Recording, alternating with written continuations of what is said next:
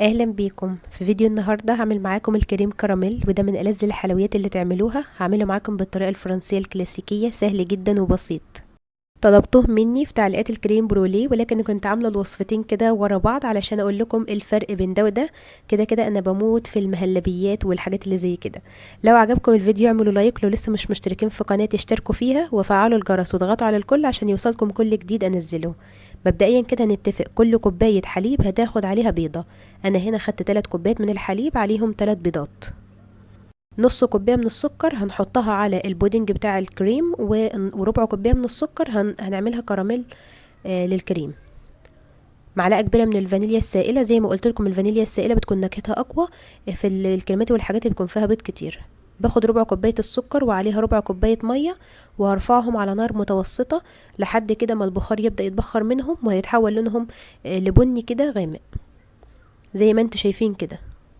بعدين بقى مجهزه الاطباق بتاعتي اللي هصب فيها، فهحط الكراميل اللي فيها الاول.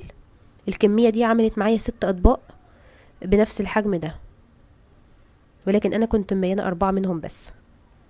بعدين بقى نيجي للخطوه التانية، هنسخن الحليب بتاعنا. هاخد 3 كوبايات الحليب احطهم في كسرولة كده وهنسخنهم بس مش هغليهم، الحليب اللي معايا معلب. بعدين بقى هحضر البوله بتاعتي، هنزل بالثلاث بيضات في البوله وعليهم معلقه الفانيليا ونص كوبايه السكر، واقلبهم مع بعض كده بس يا دوب تقليبه خفيفه بس، مش هنحول لونهم ابيض ولا اي حاجه خالص زي ما انتوا شايفين كده. وبعدين هنزل بشويه من الحليب السخن وهقلب بسرعه جدا، تقليب مستمر على سرعه عاليه كده بالمضرب اليدوي. وبعدين هنزل بشويه من الحليب تانيين وهقلب بسرعه عاليه زي ما انتوا شايفين كده. واخر خطوه بقى هنزل بالحليب كله، يعني هننزل بالحليب على مرتين الاول ونقلب بسرعه عاليه، وبعدين هننزل بباقي كميه الحليب ونقلب. نقلب كويس بقى ونخلط. وبعدين هصفي الخليط بتاعي زي ما قلت لكم، لو في مثلا زلال بيض، لو في مثلا رغاوي زي كده، وهحوش برضو لو في اي رغاوي من فوق زي ما انتم شايفين. بعدين بقى هصب الخليط في الاطباق بتاعتي.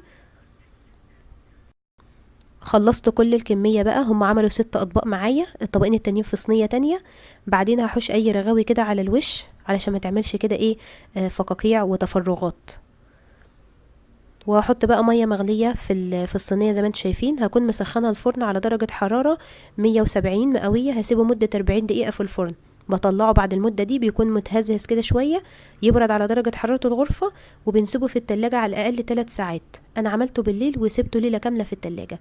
اهم خطوه بقى ان احنا نلف عليه بالسكينه كويس كده، وانا كنت حاطاه برضو في الصينيه فيها ميه سخنه علشان الكراميل ايه يسيح شويه. وبعدين قلبته زي ما انتم شايفين وطالعين متماسك وجميل جدا، مفهوش اي تفرغات لا من على الجنب ولا من جوه، وكريمي قوي. شايفين؟ بجد جربوه، طعمه لذيذ قوي.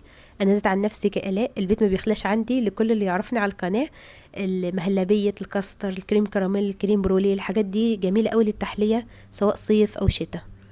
تتمتعوا كده بيه. جربوا الوصفه بنفس المقادير وقولوا لي في التعليقات. اتمنى الفيديو يكون عجبكم. ما تنسوش لو لسه ما اشتركتوش في القناه واول مره تشوفوها اعملوا اشتراك فيها وفعلوا الجرس علشان يوصلكم اي جديد. وبالهنا والشفا لكل اللي هيعمله، واشوفكم على خير في فيديوهات جديده ان شاء الله.